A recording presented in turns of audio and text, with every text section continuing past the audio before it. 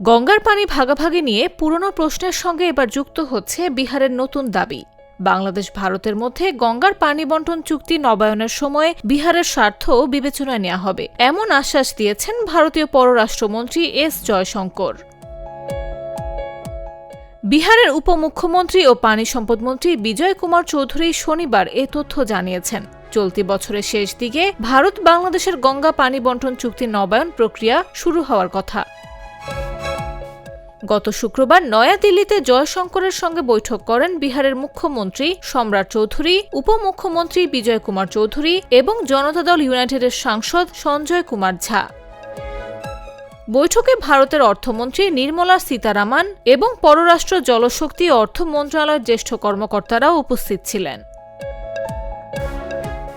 বিহারের দীর্ঘদিনের অভিযোগ, বাংলাদেশ ভারতের মধ্যে পানি ভাগাভাগির চুক্তি করার সময় রাজ্যটির স্বার্থ যথাযথভাবে বিবেচনা করা হয়নি।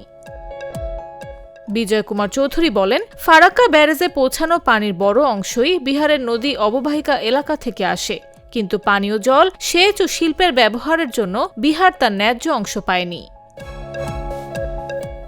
এই বিষয়টি গঙ্গা চুক্তি নবায়নের সময় গুরুত্ব দিয়ে বিবেচনার দাবি জানিয়েছে রাজ্যটি। বৈঠকে বিহারের পানি সম্পদ, সেচ এবং বন্যা ব্যবস্থাপনা নিয়েও আলোচনা হয়। বিহারের এসব দীর্ঘদিনের উদ্বেগের বিষয়ে কেন্দ্র ইতিবাচকভাবে সাড়া দিয়েছে বলে জানিয়েছেন বিজয় কুমার চৌধুরী। আলুর সাথে স্পাইসি সিজনিং এর টুইস্ট এলো প্রাণ পটাটা।